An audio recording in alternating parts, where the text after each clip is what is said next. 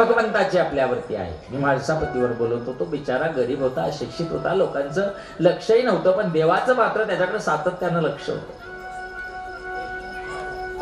आणि जग विरोधात जाऊ द्या हो, पण देव जर तुमच्या बाजूला असेल ना, जग काहीच करू शकत नाही तुमचं. भगवंत एक अशी सत्ता आहे, असं स्पिरिट आहे का ते स्पिरिट जर तुमच्या हाती असेल ना, तुम्ही जग जिंकायला एका क्षणात जिंकू शकता. आणि साहजिकच म्हाळसापतीचा स्वभाव जो आहे ना, तो स्वभाव अतिशय कोमल होता, मनमोकळ्या मनाचा माणूस होता. तसं पाहिलं त्याचा अधिकार किती मोठा आहे हो. देवाला नाव ठेवायचा अधिकार त्याला भगवंतानं दिला होता. साईबाबा हे नाव म्हाळसापतीनं दिलं, पण मनात शंका आली, मुस्लिम आहे, आपण हिंदू आहोत, जातीचा भेद आडवा आला. तेव्हा साईबाबांनी म्हाळसापती नंतर खूप त्रागला बाबांच्या जवळ जायला, पण बाबांनी लवकर त्याला जागाच दिली नाही. म्हणजे एक दिवस तो त्याला राहुलच नाही, आता बस मी साईबाबांचे चरण पकडल्याशिवाय राहणार नाही. भक्ताचा अति हट्ट जो आहे ना, तो अति हट्ट देवाला सुद्धा झुकवतो. कारण जो देव आहे, भगवंत जो आहे ना, तो अति हट्टानेच पावतो. अति हट्टानेच भगवंताचं जे पूर्ण देणं आहे ना, ते देणं तुमच्या आमच्या जीवनामध्ये येत असतं. बघा, अति हट्टानं देवाच्या जवळ जातो. बघा मग ज्यानं अति हट्ट केला ना, त्याला देव भेटला. नामदेवरायाने काय केलं, खातो का नाही का डोकं फुट, खातो का नाही डोकं फुट. आणि डोकं आदळला देवाला काम फुटला, खातो पण डोकं नको फुट. अति हट्ट करा देवा. म्हाळसापतीनं हट्ट केला, सारं गाव साईबाबांना भजायचं, बिचारा बाजूला राहिला. का साईबाबा जवळच येऊ, हे तू येऊ नको, तू येऊ नको. एक दिवस त्यानं निग्रह केला, त्याला झोप येत नव्हती, मला साईबाबा कधी जवळ करेल. आम्हाला सुद्धा असंच झालं पाहिजे, मला देवाच्या जवळ जागा मिळाली पाहिजे, मला देवानं जवळ केलं पाहिजे, याकरता टाच करा. मला देवाकडून असं घ्यायचं, माझा प्रपंच एवढा वाढवायचा, याकरता टाच करू नका. माझ्या बरोबर देव राहायला पाहिजे. ज्याच्या बरोबर देव आहे ना, त्याला कोणाचं भेव आहे. ज्याच्या बरोबर देव आहे त्याला कोणाचंच भेव नाहीये. म्हाळसापती अट्टहास करत होता, आणि एक दिवस त्यानं कोणाचंच ऐकलं नाही, आणि तो द्वारका माहीत आला. तिथे एक लहाना बाबांनी सेवक ठेवलेला होता, त्याचं नाव आहे अब्दुल्ला. चावडीच्या समोर तुम्ही गेले का कधी? अब्दुल्लाच्या झोपडीमध्ये गेले का? कोण कोण गेलं बोटवर करा.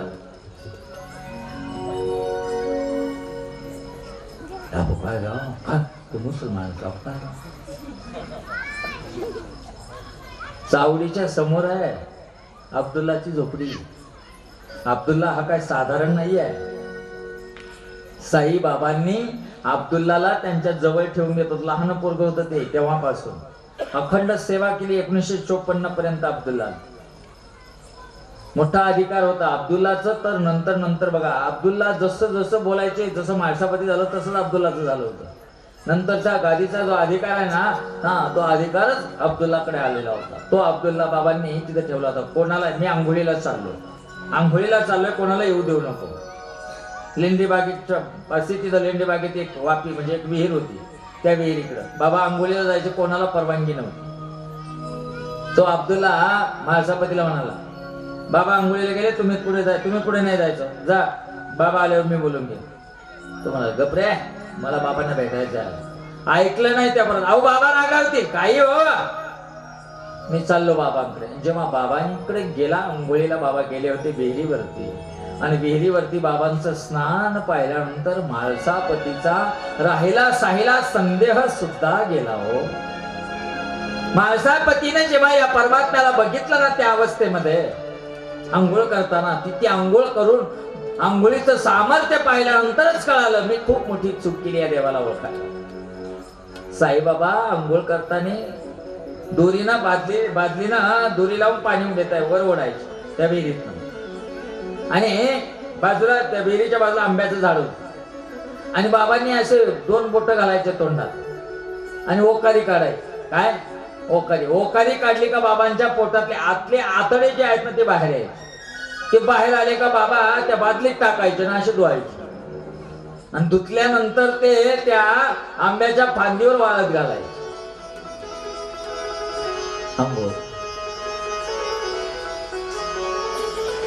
तुम्ही करून पहा, करून पहा ना. 2 बोट सकाळी घालायचे, म्हाताऱ्यांना जास्त सवय, त्यांचं तोंड धुणं बघा. अशा वाकड्या तिकड्या होतात त्या उकाऱ्या काढतात. म्हणजे ओकाऱ्या काढतात म्हणजे पित्त जे आहे ना ते पित्त काढण्याचा प्रयत्न करा, बरोबर आहे का नाही. आणि इथे ओकारी काढून आताड्या बाहेर काढणं हे स्नान आपल्याच्यानं सोपं नाहीये. हा तो भगवंत आहे, तोच हे स्नान करू शकतो, तोच या स्नानाचा अधिकारी आहे. माळसापतीनं जेव्हा पाहिलं ना त्या परमात्म्यानं, ते सर्व आपले आतडे वाळत घालून शांतपणे बसले होते विहिरीच्या बाजूला. आणि जेव्हा हे स्नान पाहिलं ना, ढसढसा डोळ्यात पाणी बाहेर येऊ लागलं, ढसढसा हुंदके येऊन रडू लागला. माळसापती चूक झाली बाबा, मला माफ करा. कायम बाबांच्या चरणाजवळ बसलेला असायचा माळसापती. अखंड सेवा घडावी एवढाच गुरुदेव गुरुदेव हाच शब्द त्याच्या मुखात निघायचा. आणि इतका साधा भोळा होता तो. बाबा म्हटले का त्या शब्दावर विश्वास ठेवायचा. एकदा असं 1884 मध्ये बाबांना दम्याचा खोकल्याचा खूप त्रास आहे. आता तो प्रकृती दोष होता. देवाला त्रास का? देवाला सुद्धा कर्मभोग चुकलेला नाही. तसं पाहिलं तर प्रभू रामराया हे भगवंताचे ईश्वराचे मूळ आवर्तन होते. तरीही त्यांना बघा, प्रभू रामरायानं ठरवलं असतं तर सीतामाता किती वेळा शोधून आणली असती, किती वेळा आणली असती, चुटकीसरशी आणली असती, बरोबर आहे का नाही. मग एवढं मदत कोणाची जटाईची घेतली, हनुमंतरायाची घेतली, वानर बरोबर घेतले आणि मग सीतेचे करुणे उड्डाण बघा एवढं केलं भगवंताने. मग त्याला ते शक्य नव्हतं का? हो, पण बघा तुम्ही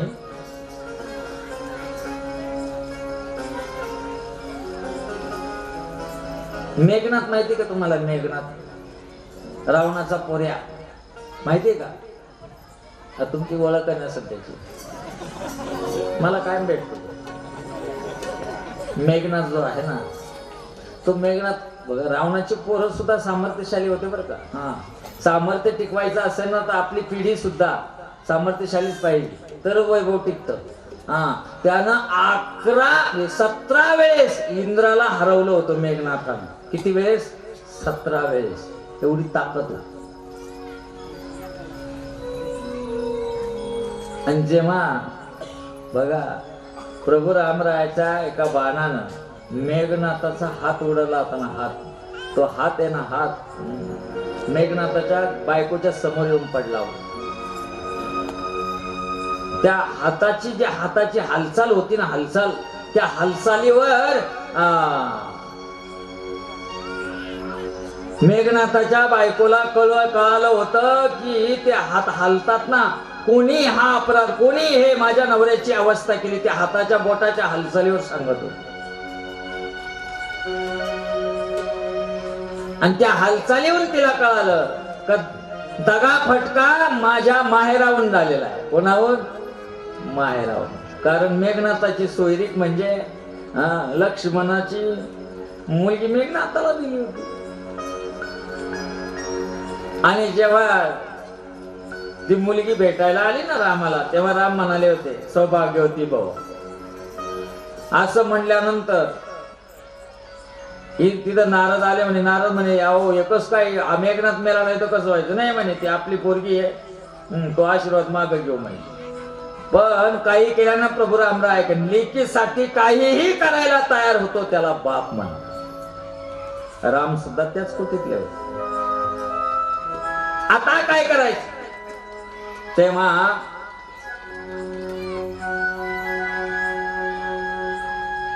नारदानं समजावलं तर प्रभू रामरायाला, तुम्ही ठीक आहे हो, तुम्ही त्याला अभय पण देशाल, परंतु वाल्मिकीने जे रामायण लिहून ठेवलं ना त्याच्यामध्ये हे लिहिलेलंच नाही का मेघनाथ तुमच्या हातांना वरदानी ठरणार आहे म्हणून. नाही का? नाही, मग कॅन्सल करा. मर्यादेत राहतात, मर्यादेत वागतात, मर्यादेत राहून कार्य शेवटाला नेतात बरं का. बदलवता येत नाही कर्मदोष. प्रकृतीचा असतो. बाबांनाही तसा त्रास व्हायला लागला दम्याचा. आणि असं वाटलं ना 1884 मध्ये लोकांना असं वाटलं बाबा आता वाचत नाही. कारण बघा तुमची सर्वात मोठी प्रॉपर्टी तुमचं शरीर आहे. तुमचं शरीर जे आहे ना हीच तुमची प्रॉपर्टी आहे. बघा किती धन असू द्या, किती धन असू द्या, पण शरीर जर साथ देणार नसेल तर काय त्या धनाला साठायचं? हा, लोक मस्त पैकी एक एक उचलू उचलू गुलाबजाम खाऊ राहिला आणि तर जिबल्या चाटू राहिला. काय चाटायचं? नुसतं त्यांच्याकडे पाहत होता. एक जमाला खाला तुम्ही शुगर आहे हो, शुगर आहे हो, काय होते? अरे हे शरीर ठणठणीत असेल ना जग जिंकता येईल. माणसं याचा विचार करीत नाही, ते पैसे कमवून ठेवतात. कोण खाईल त्याला? हा बघा पैसा आहे पण खाता येईना अशी अवस्था आपली आहे. साखर कारखान्याचा चेअरमन आहे पण साखरीचा दाण्याला हात लावायची त्याची दानत नाही. डॉक्टरने सांगितले शुगर इतकी आहे का तुम्ही बघा अवघड. माणसाचं जीवन अस्थिर आहे. प्रकृती असेल तर सर्व काही आहे. म्हणून सर्वात मोठं धन जे आहे ना आपलं ते आपलं शरीर आहे. याला जपा. आपण याला जपत नाही. याला ना काळाच्या तोंडी घालून दिलाय आपण बस गाण्यामध्ये. हे शरीर जर ठीकठाक असेल ना बस काही नाही लागत. जपत चला याला. आणि जर आता जपले नाही तर म्हातार वाईट कळेल तुम्हाला न जपल्याचे परिणाम काय होतात. बघा आज 50% 40च्या पुढे निघालेले जे लोक आहेत, महिला आहेत, पुरुष आहेत ना, त्यांना आहे ना त्यांना एका जागी बसल्यानंतर उठायला त्रास होतो की नाही? होतो की नाही? गुडघे मान पाठ अशी आऊट झाली. का हो? ह्या व्याधी आपल्याला का लागल्या? कारण आपलं शरीर आताच बोंबा मारायला सुरुवात केलेली आहे. पुढे कसं होईल? शरीर संपदा ही सर्वात मोठी धनसंपत्ती भगवंतानं तुम्हाला आम्हाला दिलेली आहे. बाबांची प्रकृती अतिशय गलित गात्र झाली होती. लोकांना असं वाटलं बाबा काय आता वाचत नाही. त्यावेळेस त्या म्हाळसापतीला बोलावलं. म्हणाले बघा तिकडे काय मला आहे ना या शरीराला ना 3 दिवस बाजूला ठेवून आहे ना देवाला भेटून यायचं. बोलत होते तेव्हा म्हणाले चालेल, परंतु मी माझं शरीर इथं ठेवतोय. 3 दिवस जाणार आहे. 3 दिवसानंतर मी परत येईल. तोपर्यंत माझ्या शरीराचं तुला रक्षण करावं लागेल. कारण आत्मा निघून गेल्यानंतर शरीराला नष्ट करणं ही तुमच्या आमच्या व्यवहारातली मूळ पद्धत आहे. आपलं चैतन्य आपल्यातनं निघून गेलं का शरीर लगेच डिसॉल्व करावं लागतं, डिस्पोज करावं लागतं त्याला. माणसापती तू माझ्या शरीराचं रक्षण करशील का? हो बाबा तुम्ही चिंता मत. गुरुदेव तुम्ही जा बिंदास. ते गेलं भले लिंबाच्या झाडाची पानं असे डबळे तोडून आणले, लिंबाच्या पाला तोडून आणला त्यानं भरपूर. आणि बाबांनी त्याला सांगितलं रक्षण करा. ओ गुरुदेव तुम्ही चिंता करू नका. आणि ब्रह्मांडात आपला आत्मा बाबा घेऊन बाजूला झाले. शरीर निपचित त्या ठिकाणी पार्थिव पडलेलं होतं. माळसापतीनं आजूबाजून चहूबाजून लिंबाचा पाला जो आहे ना त्या पाल्याखाली शरीर झाकून ठेवलं. गावात वार्ता पोहोचली. काय हो तो माळसापती वेडा झाला. काय बाबांचं निर्वाण झालं. बाबांच्या देहात आत्मा नाहीये. निश्चित पडलेला तो देह आहे. मडा आहे ते, प्रेत आहे ते. मग पडलेला आहे हो. मग अहो हा भगत म्हणतोय 3 दिवसानं बाबा येणार. लिंबाच्या पानामध्ये त्यानं झाकून ठेवलाय. काय येण्याचा बाजार आहे. गावातली लोक चर्चा करू लागले. त्यावेळेस सर्वात जास्त पुढाकार बाबांचं बघा त्यावेळेस जेव्हा पार्थिव पडलेलं होतं ना 3 दिवस तेव्हा सर्वात पुढाकार घेतला होता तो कुलकर्णी वैद्य होता. त्याचं दुकान बंद पडलं होतं, दवाखाना. कारण साईबाबाकडेच सारे लोक उपचार घ्यायला यायचे. बिचारायचं त्याला बरं झालं. त्याला असं वाटलं बरं झालं गेलो एका परत आता माझं दुकान परत चालू. तो म्हणाला अरे देहात आत्मा गेला तर देहाला नष्ट एक तर जमिनीत नाही तर अग्नीत. दिली तिलांजली कुलनाम रूपासे शरीर ज्याचे त्यास समर्पिले. द्यावाच लागतं. हा प्रकृतीचा नियम आहे. माळसापती म्हणाले नाही माझे गुरुदेव परत येणार आहे. 1 दिवस गेला, 2 दिवस गेले. आता करावं काय? शेवटी पोलीस पण बोलवले. सरकारची माणसं आली. त्या माळसापतीला आवराने कुलकर्ण्याची हौस, कुलकर्ण्याची घाई जास्त होते. आणि कोणीतरी हे पोलीस आले आणि म्हाळसापतीला पकडलं त्याने. हो बाजूला, हो बाजूला. तेव्हा म्हाळसापतीनं सर्वांना धक्का दिला आणि पळत पळत जाऊन बाबांचं पार्थिव जे आहे ना लिंबाच्या पालामध्ये झाकलेलं त्याला असं कवटाळलं आणि म्हणाले मी गुरुदेवांना सोडणार नाही. तेव्हा ते पोलीस जे आहे ना ते पोलीस म्हाळसापतीला बाबांच्या पार्थिवापासून वेगळं करायला लागले. झटापट उडाली. तेव्हा मोठ्यानं आक्रांत केला, गुरुदेव.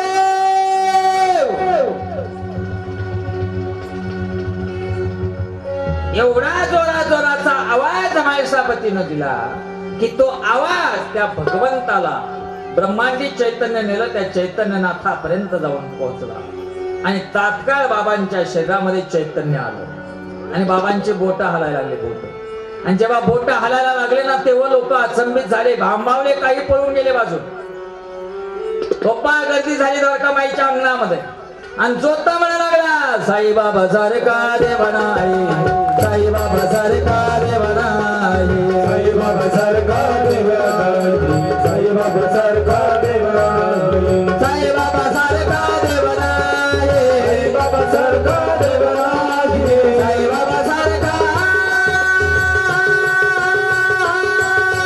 साईबाबा सारखा देव नाही, साईबाबा सारखा देव नाही.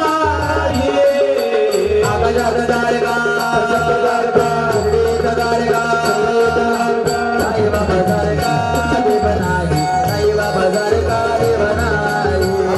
दारगा, शिर्डीत दारगा, साईबाबा सारखा देव नाही, साईबाबा सारखा. सच्चिदानंद सद्गुरू साईनाथ महाराज की जय. ब्रह्मांडी आत्मा गेला. तात्काळ या म्हाळसापतीनं त्या भगवंताला मंत्रण धाडलं आणि शरीरामध्ये चैतन्य आलो.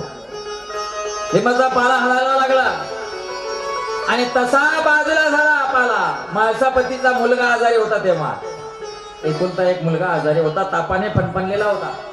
तेव्हा सर्व लोक म्हणायचे, म्हाळसापती पोराला पहा, मड्याला का धरून बसलाय. नाही, माझ्या गुरुदेवाने सांगितलंय माझं रक्षण कर, पोराचं काय हो. आणि जेव्हा चैतन्य जाग झालं सारा गाव अचंबित झाला. जो तो तोंडात बोट घालू लागला. अन्यथा कर्तुम शक्ती जेव्हा जगाला दाखवली जाते ना तेव्हाच लोकांचे दिव्यत्वाची जेथे प्रचिती तेथे कर्म आजे जुळते. लोकांचे हात आपोआप जोडले गेले. मंडळीला पण खूप आनंद आला, कारण काका महाजनी जे आहेत ना ते अतिशय हुशार, शास्त्र जाणते आणि कल्पकतेचे एक शिष्य होते बाबांचे. ते काय सांगतील याचा भरोसा नाही. तसं आम्हाला नियोजन कसं करावं हे काका महाजनींकडून शिकावं. अगदी तसं जेव्हा ते बाबांचं 2 दिवस झाल्यानंतर दर्शन घेतलं, परत गेले रोज सकाळी दर्शन घ्यायला. तेव्हा बाबांना म्हणाले, बाबा गोकुळ अष्टमीचा उत्सव डोळ्यानं साजरा करावा म्हणतो इथं. 2 दिवस झाले ना आपण आला. हो, मग आता आपण कधी निघता? बाबा गोकुळ अष्टमी झाल्यावर. अजिबात नाही, आत्ता निघायचं, थांबायचं नाही. अहो पण बाबा नाही गेलो असं जोरात ओरडायचे. असं ओरडल्यानंतर काका महाजनीचा नाईलाज झाला. डोळ्यातनं पाणी पडत होतं. बाबाने आजोबाला का जायला सांगितलं, का जायला सांगितलं, परंतु नावीलाज आहे, आता निघावं लागेल. काका महाजनी निघाले. गाडी मोटार गाडीनं कोपरगावरून मनमाड मानाडून त्यांनी रेल्वे धरली आणि जेव्हा मुंबईला जाऊन पोहोचले ना त्यावेळेस मालकाची अतिशय फजिती चालू होती. त्यांनी जो मुनीम जो दुसरा त्या जागेवर ठेवला होता तो अचानक आजारी पडला. आता काय करावं अशी अवस्था होती. जर इथे काका महाजनी असेल तर खूप बरं झालं असतं म्हणून मालक मोठ्या चिंतेत असताना अचानक सकाळी सकाळी जेव्हा काका महाजनी रेल्वे गाडीतनं उतरून ऑफिसला गेले, त्यांच्या मालकाच्या पेढीवर गेले ना तेव्हा मालकाला इतका आनंद झाला. अहो तुम्हाला मी कालच तारलीत होतो, काय झालं? अहो इतका चिंतेत पडलो, हे काम कोणी करायचे? अचानक ते मुनिमाई आजारी पडले. मी आता चिंतेत होतो, मुलीचं लग्न जवळ आलंय आणि इकडे जर दुकानावर थांबलो तर तिकडलं नियोजन कसं व्हायचं? तेव्हा काका महाजनी म्हणू लागले, वारे परमेश्वरा, अगदी बारीक सारीक आमच्या जीवनातला विचार तू करतोस. डोळ्यातनं पाणी पडू लागलं. 10 दिवस झाल्यानंतर 10-15 दिवस मुनीम दुसरा आला आणि मग मालकाला म्हणले, मला आता शिर्डीला जायचं आहे. का बरं? माझं दर्शन, माझी इच्छा, माझी अपेक्षा अपुरी राहिली हो. मला दर्शन घ्यायचं आहे परत. जा जा जा, निवांत जा. आणि मग काका महाजनी शिर्डीला आले. आता त्यांना एक वेगळीच ओढ होती का बाबा मला शिर्डीला इथं मी ठरवून गेलो तेव्हा मला थांबू दिलं नाही, पण आज मला खात्रीना भगवंताचा खरा आशीर्वाद मिळणार आहे, खरा आशीर्वाद लाभणार आहे. कारण भगवंत माझी किती काळजी घेता, बाबा माझी किती काळजी घेता म्हणून निघाले. आणि मनमाड स्टेशनावरनं कोपरगाव मोटर गाडीनं जसं शिर्डीकडे येऊ लागले. आतुर झाले. कधी बघा तुम्ही जेव्हा एखाद्या गोष्टीपाशी आतुर अधीर होता ना, अधीर, तेव्हा तुम्हाला त्या गोष्टीला जवळ जायला वेळ अपुरा, म्हणजे असं वाटतं खूप वेळ जातोय. अधीर झालेले असतात म्हणून साहजिकच ते अधीर झाले. मोटार गाडीकडनं दूरवरनं ध्वज पाहायचे. द्वारकामाईचा ध्वज असा उंचावून देते. काही ज्यांना अन्नाची गरज आहे ना त्यांच्या मुखात अन्न घालायचे. त्यांना पोटभर दिल्यानंतर मग जे शिल्लक राहील ना ते बाकीच्यांना द्यायचे. छोटी हंडी जर असेल तर 60 ते 70 माणूस जेवायचा. आणि मोठी हंडीचा प्रसाद जर बाबांनी केला तर जवळजवळ 150 माणूस जेवायचा. असा प्रघात आठवड्यातनं 2दा चालायचा. काका महाजनींना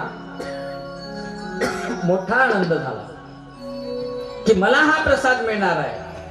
तत्परतेनं जेव्हा ते शिर्डीपती बाबांच्या जवळ आले द्वारकामाईच्या अंगणामध्ये, तेव्हा तमरेलामध्ये ही तो खिचडीचा प्रसाद जो आहे ना तो प्रसाद घेऊन बाबा लोकांना, भिकाऱ्यांना, सर्वांना पोटभर बळबळ वाढू खाऊ घालत होते. त्यांच्या सर्वांची पत्रावळ उठल्यानंतर मग मात्र बसलेली जी अवतीभवती लोक आहेत ना ती बाबांच्या जवळ यायची. मग बाबा त्यांना म्हणायचे तुला घे तुला घे तुला घे. तेव्हा काका महाजनी जे आहेत ना त्यांना आठवलं 8-10 दिवसापूर्वी येऊन गेलो, या देवानं मला इथनं तत्परतेनं घरी पाठवलं, परंतु आज मी तो प्रसाद घेण्यासाठी मला या ठिकाणी यायला भाग पाडलं. मी या देवाचा प्रसाद घेऊन धन्य होईल. दूरवरूनच बाबांच्या आकडे बघत बघत डोळ्यात अश्रू येऊ लागले. टपटप हात जोडले आणि विनवणी करू लागले, हे परमेश्वरा शिर्डी वाले बाबा मेरी भिखारी बना दे, बाबा मेरी भिखारी बना दे, शिर्डी वाले बाबा मेरी भिखारी बना दे, वाले बाबा मेरी भिखारी बना दे, खिचड़ी खिला दे मुझे खिचड़ी खिला दे, खिचड़ी खिला दे मुझे खिचड़ी खिला दे, शिर्डी वाले बाबा मेरी भिखारी बना दे, वाले बाबा मेरी भिखारी बना दे, खिचड़ी खिला दे मुझे खिचड़ी खिला दे, खिचड़ी खिला दे मुझे खिचड़ी खिला दे, जन्मों से भूखा मेरी भूख को मिटा दे। ओम साई राम साई राम साई राम, ओम साई राम साई राम साई राम, ओम साई राम साई राम साई राम, ओम साई राम साई राम साई राम।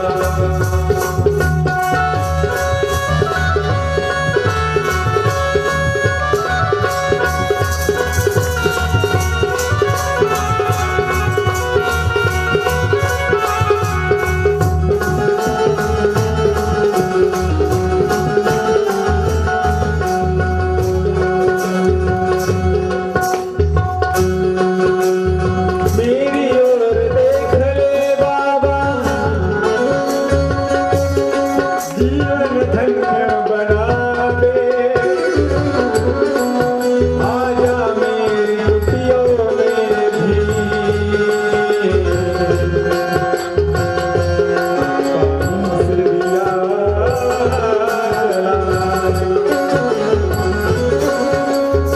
बाबा बाबा कहता हूँ तो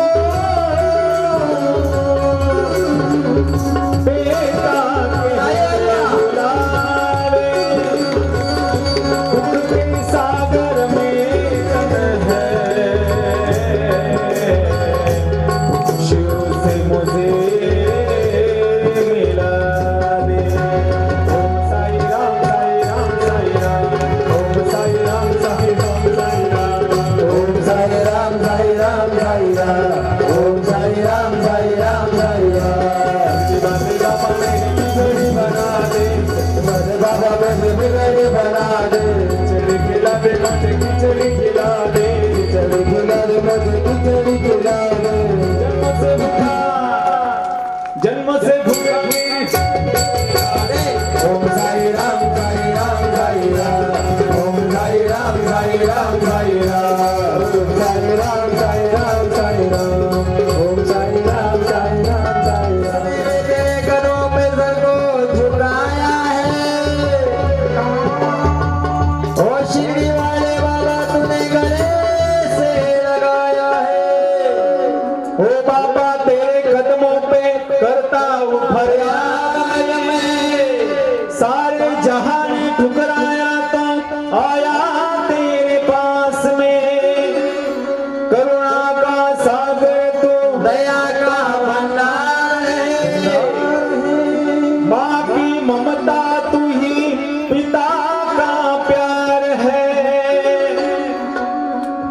सर पे सदा तेरा हाथ रहे।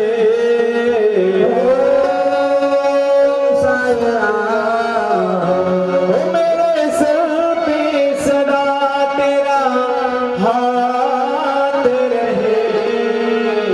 ओम साईं राम। शिरडी वाले तो हमेशा मेरे साथ रहे, साईं बाबा तो हमेशा मेरे साथ रहे, राम हमेशा मेरे साथ रहे, साईं बाबा तो हमेशा मेरे साथ रहे।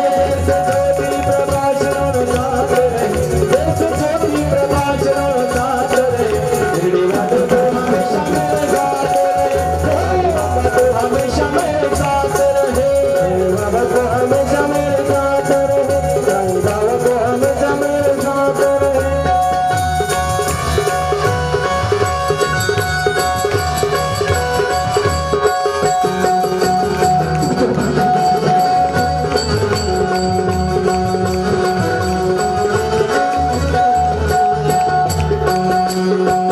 हे मालिक जिसने भी तेरा नाम लिया है,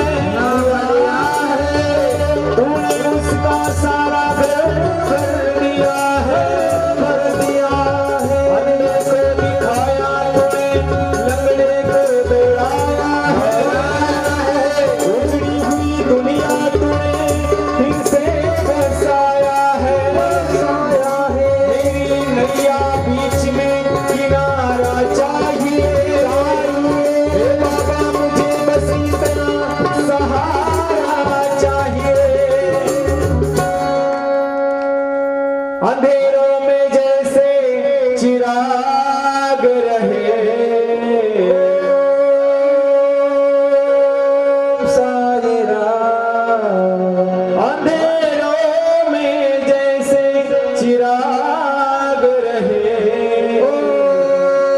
साईं राम। साईं बाबा तो हमेशा मेरे साथ रहे, दीवारे हमेशा मेरे साथ रहे, दीवारे तो हमेशा मेरे साथ रहे, दीवारे तो हमेशा मेरे साथ रहे। जैसे ज्योति प्रकाश करो साथ रहे, जैसे ज्योति प्रकाश करो साथ रहे। साईं बाबा तो हमेशा मेरे साथ रहे, दीवारे तो हमेशा मेरे साथ रहे, साईं बाबा तो हमेशा मेरे साथ रहे, दीवारे तो हमेशा मेरे साथ रहे।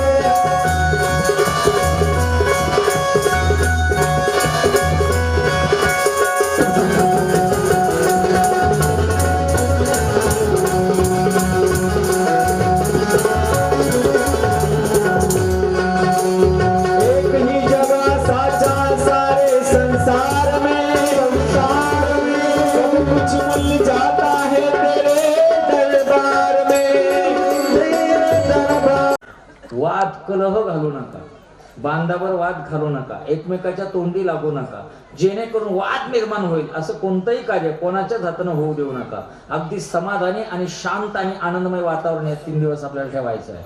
कारण देवाला स्थापित करायचं आहे आपल्याला, त्या ईश्वराला स्थापित करण्याकरता नुसतं देवच नाही तर लक्ष्मीचं सुद्धा आमंत्रण त्या देवाबरोबर राहणार आहे. आणि म्हणून आपल्याला हे वातावरण अगदी सजग पद्धतीनं सजवण्याकरता एवढी पथ्य मात्र सर्वांनी सांभाळा, एवढी हात जोडून सर्वांना विनंती आहे.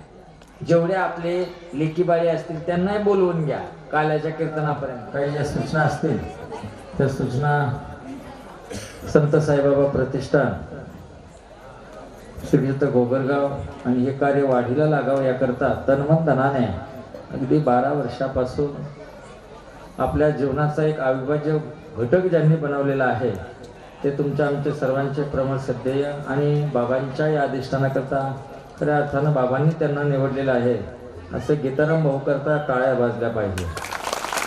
या महात्म्यामुळं एवढ्या मोठ्या ईश्वराचं आवर्तन या श्री क्षेत्र गोगरगाव नगरीमध्ये होत आहे.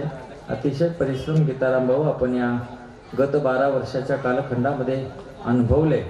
आपण स्थिर राहिलात आणि हे कार्य पूर्णत्वाला नेण्याकरता मी परत एकदा धन्यवाद देतो. आपल्या संत साईबाबा प्रतिष्ठानचे सर्व सेवेकरी अगदी आमच्या गीताराम भाऊच्या पाठीमागे सावलीसारखे उभे राहिले आणि हे कार्य पूर्णत्वाला नेण्याकरता कसोशीनं अगदी त्याची तत्परता त्यांनी दाखवली. म्हणून तुम्हा प्रतिष्ठानच्या सर्वच सेवेकऱ्यांना त्रिवार वंदन आहे. धन्यवाद. 8:30 ते 9 वाजता आपली साई मूर्ती प्राप्तीसाठी पूजा चालू होणार आहे. तसे आपल्याकडे 15 लोकांची यादी आली ते बसवलेले आहे. आपण असलं 1-2 कोणी इच्छुक तर बसू शकता, त्याला आपण यादी देऊ शकतो. आणि असा विषय लय गर्दी कारण मंदिरमध्ये लय लोक पण बसणार नाही ना, तर मापातच बसवले तरी इच्छा झाली कोणाची तर बसू, काय अडचण नाही.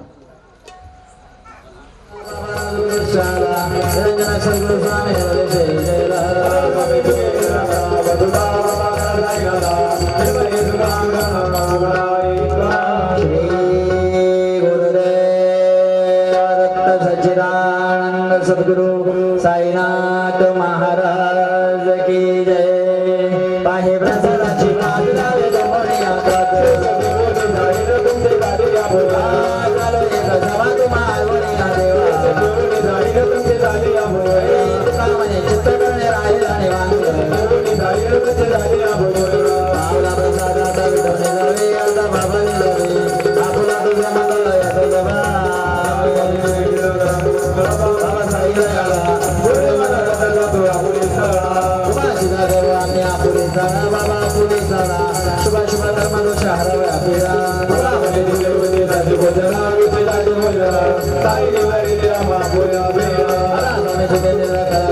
बाबा साईला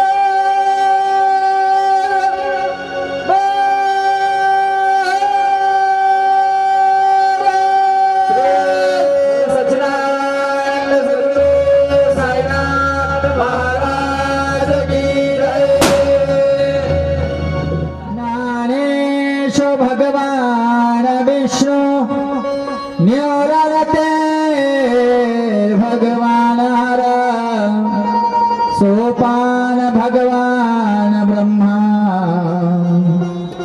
मुक्ताख्या ब्रह्म चित्कलः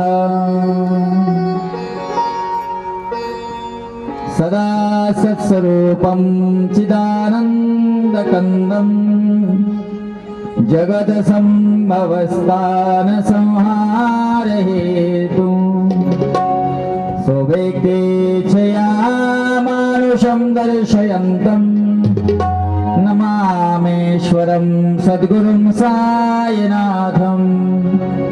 मूकं करोति वाचालं पङ्गुलङ्घयते गिरिं यत्कृपामतमवन्दे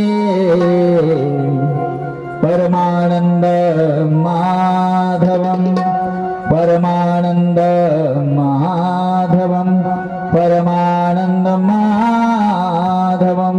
गोपाल कृष्ण भगवान की सीताकांत स्मरण जय जय.